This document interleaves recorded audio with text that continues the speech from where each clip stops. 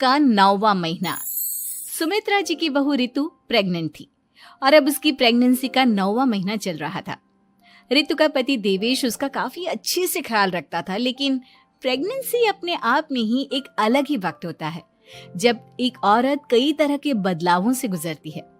शरीर के साथ साथ उसके अंदर बहुत सारे इमोशनल चेंजेस भी आते हैं और रितु इन सब चीजों से गुजर रही थी। इसीलिए कई बार वो बहुत परेशान हो जाती थी। उसे बार बार बहुत मुश्किलों का सामना करना पड़ रहा था।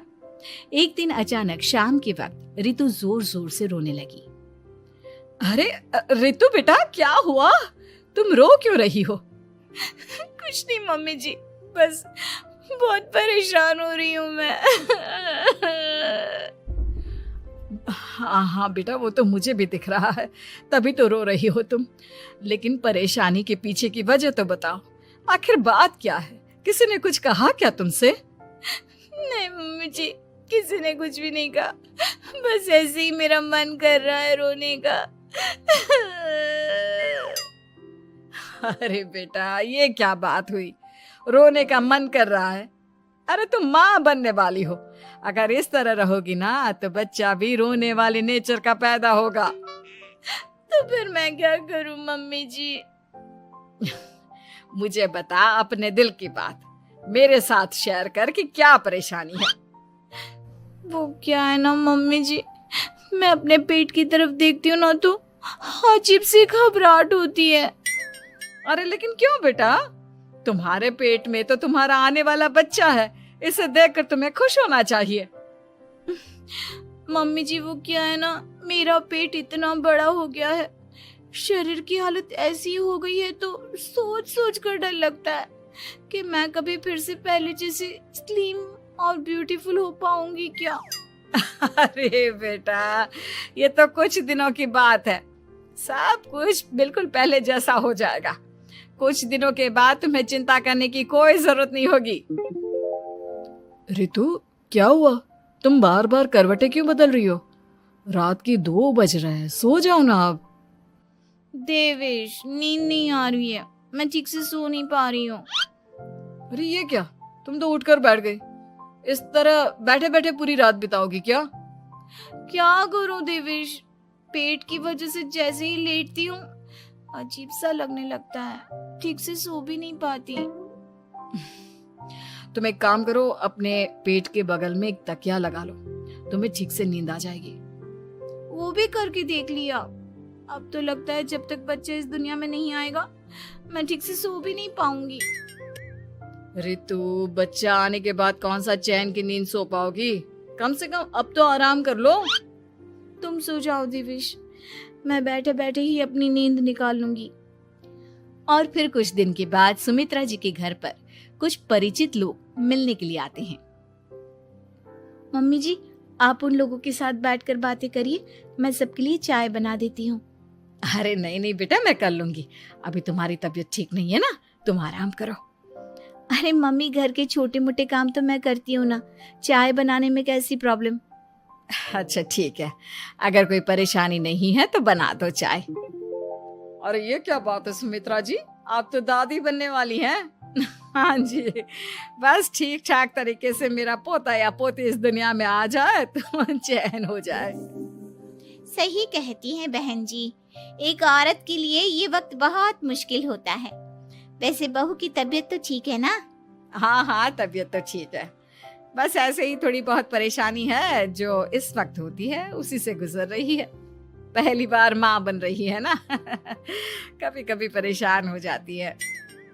सुमित्रा जी रिश्तेदारों से बात करती है और उन्हें काफी देर हो जाती है। रिश्तेदारों के जाने के बाद, अरे रितु बेटा, तुम अभी तक किचन में काम कर रही हो? मैंने तुम्हें मना किया था ना, इतनी देर खड़े रहने की क्या जरूरत थी? मम्मी जी, वो मुझे लगा रात के खाने में देर हो जाएगी, इसलिए मैं साफ उधर बिजी थी तो मैं खाना बनाने लग गई थी। अरे बेटा, तुम तो बिल्कुल कुछ भी नहीं समझती, जरा अपने पैरों की हालत तो देखो। हाँ मम्मी जी, मुझे भी ना पैरों में बहुत भारीपन लग रहा है। ये भारीपन नहीं है, ज्यादा देर खड़े रहने की वजह से तुम्हारे पैरों में सूजन आ गई है। अब कमरे में जाकर आराम करो, चलो। और सुनो, अपने पैरों के नीचे ना तकिया लगा लेना, सर के नीचे मत लगाना, ठीक है? अपने कमरे में जाने के बाद। यार ये प्रेगनेंसी भी कितनी अजीब चीज है, कभी रोने का मन करता है, कभी हंसने का। घर में सब मुझे बहुत प्यार करते हैं, लेकिन प्रेगनेंसी की जो प्रॉब्लम्स मैं फेस कर रही हूँ वो मैं किसी को नहीं समझा सकती। ये सब कब ठीक होगा? और फिर एक रात अचानक रितु नींद में उठकर बैठ जाती है और अपने पूरे शरीर पर खुजली करने लगती है। देवेश की आंख खुलती है और वो रितु को इस तरह खुजली करते हुए देखता है। अरे क्या हुआ रितु, तुम ठीक तो हो ना? पता नहीं क्यों देवेश, लेकिन अचानक से पूरे शरीर में खुजली हो रही है। दिखाओ जरा मुझे। अरे लेकिन तुम्हारे शरीर पर तो कोई मच्छर के काटने की या किसी तरह के रैशेस भी नहीं है, फिर खुजली क्यों हो रही है? लगता है ये भी प्रेगनेंसी की कोई नई प्रॉब्लम है। अरे अरे परेशान मत हो, मैं मम्मी को बुला कर लाता हूँ। सुमित्रा जी के आने के बाद। अरे क्या बात है बेटा, इस तरह क्यों खुजली कर रही हो? अचानक से क्या हो गया तुम्हें? मम्मी जी ऐसा लग रहा है जैसे सर से पैर तक पूरे बदन में मच्छरों ने काट लिया हो। अरे लेकिन इसमें रोने की क्या बात है, चुप हो जाओ, सब ठीक हो जाएगा। हाँ मैं बहुत परेशान हो गई हूँ, बस अब जल्दी से बच्चा इस दुनिया में आ जाना चाहिए ताकि मुझे इन सारी प्रॉब्लम से मुक्ति मिले। ऐसा नहीं कहते रितु, माँ बनना तो दुनिया की सबसे बड़ी खुशखबरी है और ये सारी परेशानियां तो सबके साथ होती है। जानती हूँ, लेकिन फिर भी क्या करूँ, रात को सो नहीं सकती। कभी पेट भर के खाना खा लेती हूँ तो उल्टी करने का मन करता है। ज्यादा देर खड़ी हो जाती हूँ तो पैर में सूजन आ जाती है। ज्यादा देर बाहर घूमने भी नहीं जा सकती वरना टॉयलेट की प्रॉब्लम। ये सब कब ठीक होगा? कुछ दिन और बीत गए और अब तक रितु का 9वां महीना खत्म होने का वक्त आ गया था। अब हर दिन रितु बस यही सोचती थी कि उसका बच्चा इस दुनिया में आने वाला है। हाँ, वो बात अलग थी कि वो कई तरह की इमोशनल चेंजेस से गुजर रही थी और फिर एक दिन अचानक, देवेश मुझे ना चाउमीन खाने का मन कर रहा है। अभी रात के 12 बजे? अरे रितु, इस वक्त चाउमीन कहाँ से लेकर आऊंगा मैं? किसी होटल में फोन करो ना, कोई तो डिलीवर करता होगा ना इतनी रात को। नहीं नहीं रितु, इतनी रात को कोई डिलीवर नहीं करता, तुम कल खा लेना, मैं कल तुम्हारे लिए लेकर आऊंगा। बस नहीं, मुझे अभी खाने का मन कर रहा है, मुझे अभी खाना है। अच्छा अच्छा ठीक है, एक काम करो, मैं किचन में जाकर तुम्हारे लिए मैगी बना कर लाता हूँ, क्या पता उसे खाकर तुम्हारा मन ठीक हो जाए। हाँ ठीक है। देवेश रितु को मैगी बनाकर खिला देता है, लेकिन अगले दिन अचानक से रितु की तबीयत खराब हो जाती है। क्या हुआ है बहू को? बेटा तूने कुछ उल्टा सीधा तो नहीं खा लिया ना? मम्मी वो कल आधी रात को चाउमीन खाने की बात कर रही थी तो मैंने इसे मैगी बनाकर खिला दी। अरे लेकिन एक बार मुझसे तो पूछ लेता, इसी वजह से उसे अजीब सा लग रहा है। कोई बात नहीं, वैसे भी बच्चा आने का वक्त पास आ गया है ना, इसलिए ये सब चीजें हो रही है।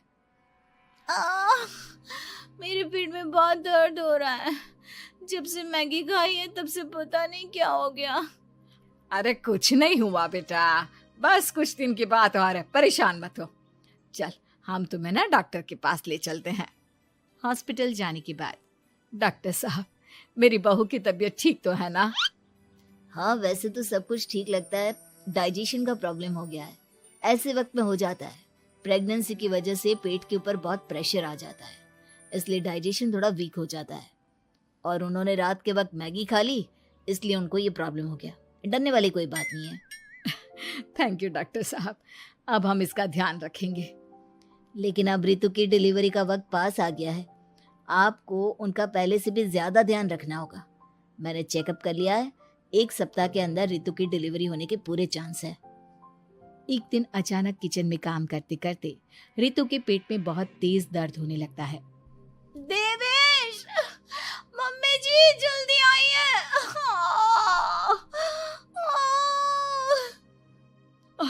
अरे क्या हुआ बहू, क्या हुआ तुम्हें? बहुत दर्द हो रहा है मम्मी, मेरे पेट में बहुत तेज दर्द हो रहा है, मुझसे खड़ा भी नहीं रहा जा रहा। इधर आ जाओ रितु, मैं तुम्हें बेड पर लिटा देता हूँ, सब ठीक हो जाएगा। बेटा, मुझे लगता है इसकी डिलीवरी का वक्त पास आ गया है। अब हमें रितु को हॉस्पिटल ले जाना होगा। वैसे भी डॉक्टर ने कहा था कि 1 सप्ताह के अंदर डिलीवरी कभी भी हो सकती है। मुझे बहुत दर्द हो रहा है, ऐसा लग रहा है जैसे मैं मर जाऊंगी। प्लीज मुझे बचा लो देवेश। अरे रितु, घबराओ मत, ऐसा कुछ नहीं होगा। हॉस्पिटल पहुंचने के बाद आप जल्दी से रितु को एडमिट करवा दीजिए और आप लोग बाहर वेट करिए। नहीं, मुझे बहुत दर्द हो रहा है। रितु, समझने की कोशिश करो, सब कुछ ठीक हो जाएगा। रितु को लेबर पेन शुरू हो गया था और वो काफी तकलीफ से गुजर रही थी। एक बच्चे को जन्म देते समय औरत जिस तकलीफ से गुजरती है उसे सिर्फ वही समझ सकती है। रितु की तकलीफ को देखकर देवेश भी काफी इमोशनल हो गया था।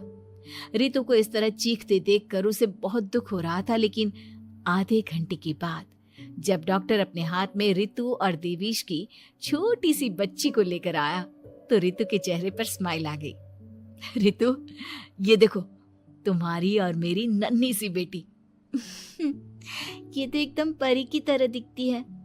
दिखेगी क्यों नहीं, एकदम तुम पर गई है ना, इसलिए। लेकिन मम्मी, उसकी नाक तो मेरे जैसी है।